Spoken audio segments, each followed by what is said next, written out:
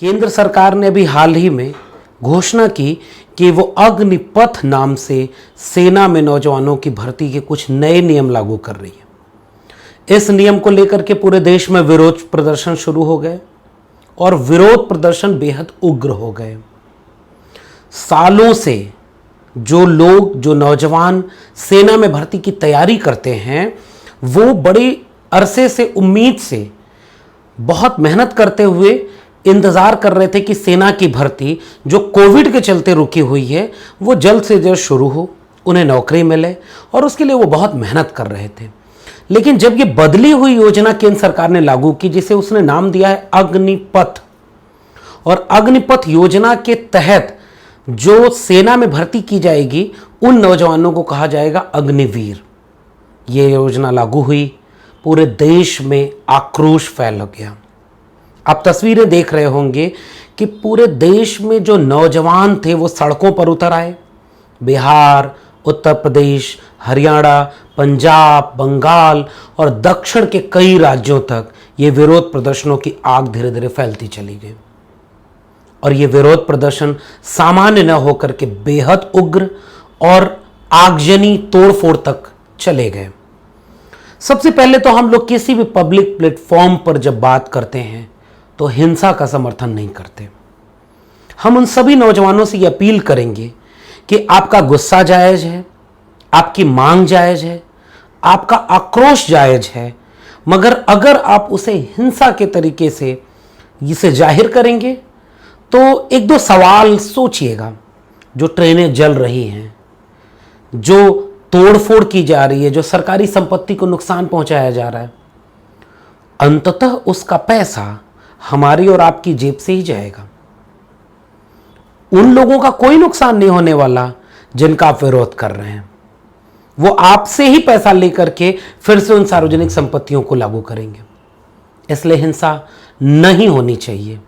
और दूसरी वजह जिसकी वजह से मैं हिंसा के खिलाफ खड़ा होता हूं, क्योंकि लोकतांत्रिक देश में आंदोलन, हड़ताल और विरोध प्रदर्शन इस लोकतंत्र को अर्थवान बनाते हैं। कल्पना करिए, जब बैंक वालों को कोई मांग मनवानी होती है, बैंक वाले किसी योजना का विरोध करते हैं, तो वो 2-4 दिन बैंक बंद कर देते हैं। जनजीवन उससे भी तो अस्त व्यस्त होता है, लेकिन उससे एक दबाव बनता है। कोई सरकारी परिवहन का आंदोलन हो, रेल का आंदोलन हो, तो रेलें रोक दी जाती हैं।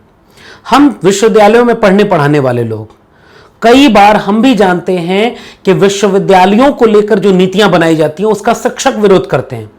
तो शिक्षक विरोध का ये तरीका अख्तियार करते हैं कि हम कक्षाएं नहीं लेंगे, हम अमुक 2-3 दिन कक्षाएं नहीं लेंगे। पहले वो सिंबॉलिक प्रोटेस्ट होता है ताकि हमारा विरोध दर्ज हो कि हम क्यों कक्षाएं नहीं लेना चाहते हैं, आप इस पर ध्यान दें।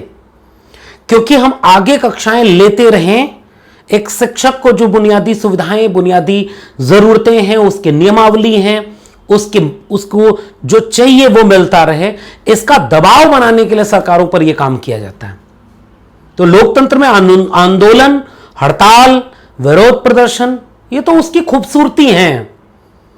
लेकिन एक आंदोलन अगर उग्र हो जाए, एक आंदोलन अगर बहुत हिंसक हो जाए, तो सरकारें उस हिंसक चेहरे को बार बार दिखा करके आपके खिलाफ एक विमर्श खड़ा करती हैं और आपका आंदोलन कमजोर होता है। इन 2 वजहों से मैं तमाम देश के नौजवानों से अपील करता हूं कि आगजनी तोड़फोड़ का सहारा न लें। पहली बात यह कि मैं चूंकि भाषा पढ़ता समझता हूं, मैं हिंदी साहित्य का विद्यार्थी हूं, मुझे इस बात का अर्थ बखूबी पता है कि हिंसा वही नहीं होती जो सामने दिखती है ट्रेनों के जलने में, बसों के जलने में, तोड़फोड़ में। यह हिंसा तो दिखती है साहब।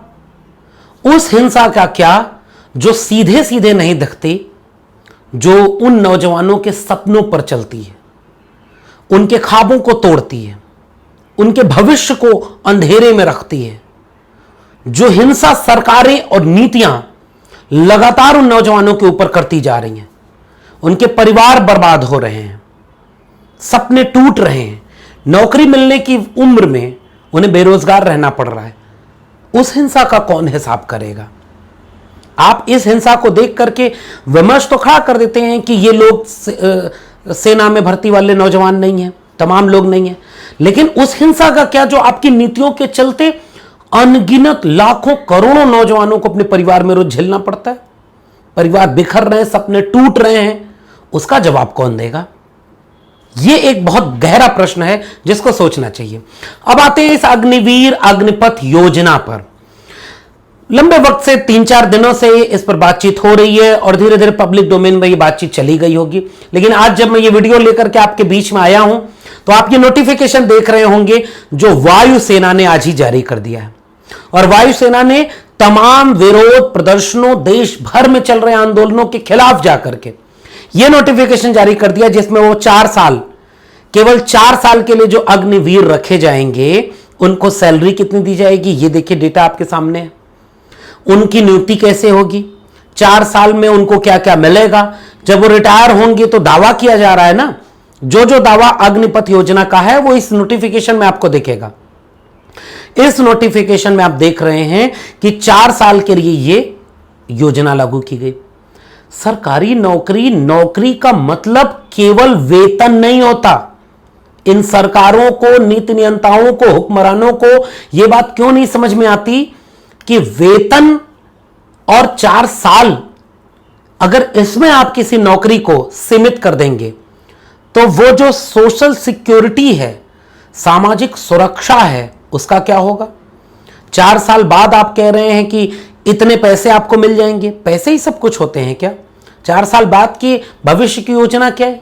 तमाम नोटिफिकेशन आप देख रहे हैं कि एटीएम में गार्ड बन जाइए, पुलिस में भर्ती होइए, पैरामिलिट्री में भर्ती होइए। कितने लोग, यानी 100 लोग अगर अग्निपथ योजना के तहत अग्निवीर भर्ती हुए तो केंद्र सरकार का नोटिफिकेशन यह कहता है कि 4 साल बाद 25% लोगों को वापस सेना में भर्ती मिल सकती है और 75% लोगों को रिटायर कर दिया जाएगा। 17 साढ़े 17 साल की उम्र में भर्ती होगी, 23-24 साल तक जाते जाते आप रिटायर हो जाएंगे।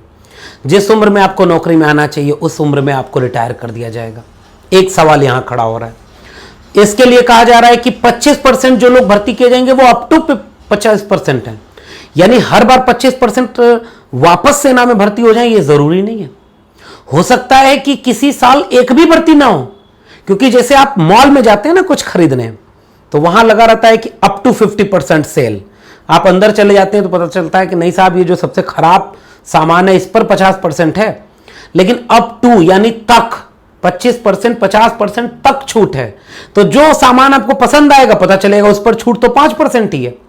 तो ये जो अप टू 25% लोग वापस भर्ती कर दिए जाएंगे 4 साल बाद, हो सकता है किसी बार वो 1% भी भर्ती ना हो, क्योंकि सरकार तो पहले लिख चुकी अप टू। तो ये जो बाहर निकलेंगे लोग 4 साल बाद, इनकी तादाद बहुत ज्यादा होगी। वो लोग क्या करेंगे, इसका आक्रोश है नौजवानों में। नौजवान ये कह रहे हैं कि हमने इतनी मेहनत की, इतना परिश्रम किया, उसके लिए नौकरी केवल 4 साल, यानी ठेके पर सेना में भर्ती। उस 4 साल में नौजवान विरोध कर रहे हैं इस बात के लेकर के भी कि 1-2 साल तक तो ट्रेनिंग चलती है, तब जाकर के एक जो सेना में भर्ती हुआ व्यक्ति है वो इतने योग्य और काबिल बन सकता है कि वो किसी भी इस तरह की परिस्थिति में ज्यादा बेहतर ढंग से हैंडल कर सके। आप उस ट्रेनिंग पीरियड को 6 महीने कर रहे हैं। यह क्यों कर रहे हैं? क्योंकि आपको 4 साल में जल्दी से रिटायर करना है। इसका विरोध नौजवान कर रहे हैं। नौजवानों का विरोध यह भी है कि जो सामाजिक सुरक्षा और तमाम चीजें न देने के बाद आप 4 साल बाद रिटायर कर देंगे तो आपकी गारंटी नहीं रहेगी कि उसे कहीं नौकरी मिले या नहीं। जैसे मध्य प्रदेश में एक वाकया आया था कि सेना से रिटायर हुए लोगों को कहा गया कि पुलिस भर्ती में छूट दी जाएगी, लेकिन जब बाद में पता चल रहा है कि वो लोग भर्ती के लिए मांग कर रहे हैं और 6 लोग भी भर्ती नहीं हो पा रहे हैं। यानी जो आप भरोसा दिला रहे हैं उसके पूरे होने की कोई गारंटी नहीं है। कितने लोग एटीएम गार्ड बनेंगे, कितने लोग पुलिस में जाएंगे, कितने लोग पैरामिलिट्री में जाएंगे, इसकी कोई शर्त लिखी हुई नहीं है। यह आपको मौका दे दिया गया कि आपको जाना है, जाइए, वो रास्ता खुला हुआ है। अब आप गए नहीं गए ये सरकार की जिम्मेदारी नहीं। इसका विरोध नौजवान कर रहे हैं। नौजवानों का एक विरोध यह भी है कि 4 साल में आप पैसा देकर के अगर आप किसी को रिटायर कर दे रहे हैं तो 4 साल बाद अगर उसे नौकरी नहीं मिली तो उसकी जीवन का क्या होगा, उसकी परवरिश कैसे होगी, इसका परिवार कैसे चलेगा? क्या वो जो 12 लाख रुपए मिल रहा है उसे 4 साल में, उस 12 लाख और रिटायर होने के बाद जो थोड़ा बहुत मिलेगा उससे उसका पूरा परिवार चल जाएगा, या उससे वो कोई बिजनेस खड़ा कर सकता है? ये एक समस्या है जिस पर सरकार कोई बातचीत नहीं कर रही है। लगातार सरकार झूठ बोल करके आक्रोश विरोध प्रदर्शन को दबाना चाहती है। वो झूठ कैसे बोल रहे? देखिए, सोशल मीडिया पर एक तस्वीर चल रही होगी। पहले तो ये कहा जा रहा है कि जो तोड़फोड़ हिंसा कर रहे हैं वो नौजवान नहीं है। अरे भाई, वो देश के नागरिक नहीं है, कल तक तो वो हिंदू थे। आज वो जब आपके विरोध में है तो वो नौजवान नहीं है, वो छात्र नहीं है, वो अभ्यर्थी नहीं है। आप कैसे पहचानते हैं? शायद प्रधानमंत्री की वो बात आपको याद होगी, कपड़ों से पहचानते हैं क्या? अब इसमें सोचिए कि उनके विरोध पर कोई आप दबाव में नहीं है। एक दबाव में आए, आपकी उम्र सीमा 1 साल की छूट दे रहे हैं कि चूंकि 2 साल भर्ती नहीं हुई थी तो 2 साल की छूट मिल जाएगी, एक बार मिलेगी। अगर ये योजना इतनी अच्छी थी, इतनी सोच विचार कर लागू की गई थी, तो 24 घंटे के भीतर पहला संशोधन क्यों करना पड़ा? क्योंकि साहब, आप ख्यालों में कोई बात आई, आपके कारपोरेट मित्रों ने कहा कि एक ऐसी योजना बनाओ जिसमें ठेके पर हो, सरकार के ऊपर जिम्मेदारी ना हो, और वो योजना आपने लागू कर दी। इसीलिए 24 घंटे के भीतर आपको सुधार करना पड़ा।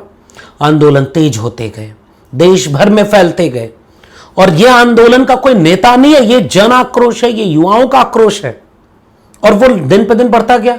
तो आपने कहा कि आरक्षण लागू करेंगे। ठेके पर आरक्षण कहां कहां लागू है साहब? जितनी जगहों पर ठेके पर नियुक्तियां होती हैं उनमें आरक्षण लागू है क्या? और जो आरक्षण के लाभार्थी लोग हैं उनसे भी मेरी बात है कि देखिए, आप जब लड़ेंगे ना तभी आपको आरक्षण मिलेगा, वरना ठेके पर, प्राइवेटाइज कर देने पर कहीं कोई आरक्षण लागू नहीं होता। तो चाहे सेना हो, चाहे कोई भी सार्वजनिक क्षेत्र हो, जैसे वो ठेके पर रखा जाएगा आपका आरक्षण खत्म हो जाएगा। इसलिए देश के दलित, पिछड़े, आदिवासियों, पसमानदा लोगों को भी सोचना चाहिए कि आपका हक सबसे ज्यादा मारा जा रहा है इस देश बेचने में। वो 2 सुधार आपको करने पड़े, और समझाने के लिए आप किसको ले आ रहे हैं? ये जो लोग सोशल मीडिया पर बीजेपी के ट्विटर हैंडल से समझाते हुए लगा रहे हैं कि बहुत अच्छी योजना है, इनमें से कोई सेना भर्ती के लिए जाने वाला है क्या? क्या ये लोग इसके अफेक्टेड हैं? दूसरी तरफ कई कैबिनेट मिनिस्टर, तमाम लोगों को उतार दिया गया। भाई, ये योजना इतनी अच्छी है तो इसको आप, जिसके लिए ये योजना है वही नहीं समझ रहे, तो फिर ये योजना अच्छी कैसे? ठीक वैसे ही जैसे किसानों के हित में कानून थे, किसान बरगला दिए गए। छात्रों के हित में नई शिक्षा नीति है, छात्र बरगला दिए गए, विरोध कर रहे हैं। जीएसटी व्यापारियों के हित में, व्यापारी नहीं समझ रहे। और अग्निवीर, अग्निपथ, सेना के भर्ती नौजवानों के लिए, और वो नहीं समझ रहे। समझ केवल एक देश के हुक्मरान रहे हैं। इस देश का निजाम ही सब कुछ समझता है, और जिसके लिए योजना है वो नहीं समझता। ये कैसी योजना है भाई? ये एक खास किस्म का एक विमर्श इस समय इस देश में चलाया जा रहा है। इसलिए मेरी अपील है कि इस पूरी योजना को समझें, जानें, और इस बात पर विचार करें कि यह आंदोलन जो चल रहा है यह केवल एक नौकरी का आंदोलन है। नहीं साहब, यह गुस्सा भरा हुआ है। जो मस्जिद के नीचे से शिवलिंग खोज रहे थे ना, आप टेस्ट कर रहे थे, भावनाएं भड़का रहे थे, हिंदू खतरे में है बता रहे थे, मंदिर, मस्जिद और जुम्मे की नमाज पर उसके बाद विद्रोह, मस्जिद के सामने पहले उकसाओ और उसके बाद उधर से पत्थर आ जाए तो दिन रात उस पर टीवी डिबेट कि देखो पत्थरबाज ये कर रहे हैं। बुलडोजर चला दो उनके घरों पर, न्यायपालिका पीछे, सुनवाई पीछे, कोर्ट पीछे, बुलडोजर चल गया और मकान जमींदोज हो गया। आपको भी तो इसमें मजा आ रहा था, टीवी चैनल इसी पर डिबेट करा रहे थे। और दूसरी तरफ आपके खात्मे के, आपके भविष्य के, आपकी नौकरी की बर्बाद करने के लिए ये सारी योजनाएं बनाई जा रही थी। जैसे हम लगातार एक बात कहते हैं ना कि आपको मंदिर, मस्जिद, कब्रिस्तान, शमशान, जुम्मे की नमाज, इन सब पर उकसाया जा रहा है, और दूसरी तरफ नई शिक्षा नीति में शिक्षा बेच दी गई है। ये जो 5 साल 4 साल के अग्निवीर जैसे है ना, वैसे नई शिक्षा नीति कहती है कि 5 साल के प्रोबेशन पीरियड पर परमानेंट अपॉइंटमेंट होगा। वहां भी ठेके पर शिक्षक आ गए। हम ठेके पर शिक्षक हैं। गेस्ट टीचर, एडहॉक टीचर, ये कौन लोग हैं भाई? आज तक इनका परमानेंट नहीं हुआ। एक बार कहीं से पढ़ाने में निकाल दिया जाए तो बाहर नौकरी मिलना मुश्किल है। वैसे ये अग्निवीर है। एक व्यापक विमर्श खड़ा करिए कि जिस समय आपको भावनाओं में भड़काया जा रहा है उस समय पीछे आपकी बर्बादी की योजनाएं बनाई जाती हैं। किसान तो समझदार थे, लड़ गए, शहादत हुई 750 किसानों की, साल भर लगा, लेकिन शांतिपूर्ण आंदोलन से दिल्ली की सड़कें जाम की और झुका दिया इस मुल्क के निजाम को। इस मुल्क के नौजवानों, इस मुल्क का भविष्य आपके हाथ में है। इस मुल्क के शिक्षक बनने वाले नौजवानों से भी मैं कह रहा हूं, नई शिक्षा नीति का ड्राफ्ट पढ़िए। वहां भी 5 साल का शिक्षक वीर बना दिया गया है और आपको पता ही नहीं, आप आंदोलन नहीं कर रहे। इन सेना के भर्ती करने वाले नौजवानों के आंदोलन के साथ जोड़िए। जहां जहां ठेके पर लोग रखे जा रहे हैं उन लोगों को अपील है कि इस आंदोलन के साथ जोड़िए। हिंसा से नहीं, तोड़फोड़ से नहीं, लोकतंत्र में संख्या की ताकत होती है। आप साहब लाखों की संख्या में हैं, आप देश की सड़कों पर शांतिपूर्ण तरीके से बैठ जाइए। इस मुल्क के हर एक पब्लिक चौराहों पर बैठ जाइए। आम नागरिक को परेशान न करिए, सरकारी संपत्ति को जलाइए मत, तोड़िए मत, अपनी संख्या की ताकत पहचानिए और इस आंदोलन को वैचारिक रूप से एक आधार दीजिए। यह आधार वैचारिक रूप से इस देश को बचाने का आंदोलन में तब्दील हो सकता है। जो जो चीजें बेची जा रही हैं, जहां जहां सरकारी संपत्ति को ठेके पर रखा जा रहा है, उन सब चीजों को जोड़िए। वरना एक एक टुकड़ों में आप लड़ेंगे, हो सकता है सेना वाले लोग इतनी ताकत से लड़ रहे हैं उनको कुछ मिल जाए। शिक्षकों की नई शिक्षा नीति का क्या होगा? बैंक बिक रहे हैं उनका क्या होगा? रेलवे के लोग ठेके पर रखे जा रहे हैं उनका क्या होगा? इसलिए मैं देश के नौजवानों से अपील कर रहा हूं कि इस योजना का विरोध मुखर रूप से करिए, मगर शांतिपूर्ण तरीके से, संवैधानिक तरीके से जन आंदोलन इसे बनाइए, वैचारिक चीज करिए। आपने बीजेपी की भी ऑफिसें फूंक दी, मैं ऑफिस फूंकने के पक्ष में नहीं हूं, लेकिन आपकी तारीफ इसलिए करूंगा कि आप दुश्मन पहचान रहे हैं। जो इस मुल्क के हुक्मरान हैं वो आपके भविष्य को बर्बाद कर रहे हैं और अपने बेटे को कभी इन चीजों में नहीं डाल रहे हैं। उनके बच्चे क्यों नहीं अग्निवीर बनते? उनके बच्चे क्यों नहीं ठेके पर रखे जाते?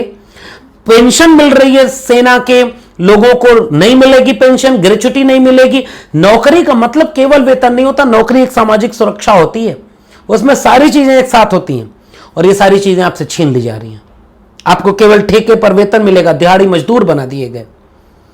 इसलिए सेना के लोग ये बात सोचें कि जिन नेताओं के बरगलाने पर कल को आप मुसलमानों के खिलाफ खड़े हो जाते हैं, दलितों के खिलाफ खड़े हो जाते हैं, आदिवासियों के खिलाफ खड़े हो जाते हैं, आप नौकरी की बात नहीं करते, आप महंगाई की बात नहीं करते, आप रोजगार की बात नहीं करते, आप शिक्षा की बात नहीं करते, उस नेता के कोई बच्चे इस तरह की योजना का लाभ नहीं उठाते। उन नेताओं के भी जो आपको समझा रहे हैं कि बड़ी अच्छी योजना है, तो अपने बच्चों को भेजो उसमें। इस मुल्क के गरीब, किसान, मजदूर, मजलूम, मेहनतकश बच्चों को क्यों आप इस तरह के उनके भविष्य को अंधेरे में डाल रहे हैं? मैं अपील करता हूं पूरे देश के नौजवानों से, हिंसा छोड़ दें, तोड़फोड़ न करें, उसको ताकतवर जन आंदोलन बना करके आप जवाब दें, आप निश्चित रूप से जीतेंगे। आपको ये वीडियो कैसी लगी कमेंट बॉक्स में जरूर बताइएगा। फिर मिलेंगे किसी दूसरी वीडियो के साथ, तब तक इसे लाइक करें, शेयर करें और देखते रहिए डॉक्टर लक्ष्मण यादव का यूट्यूब चैनल और फेसबुक पेज। बहुत बहुत शुक्रिया।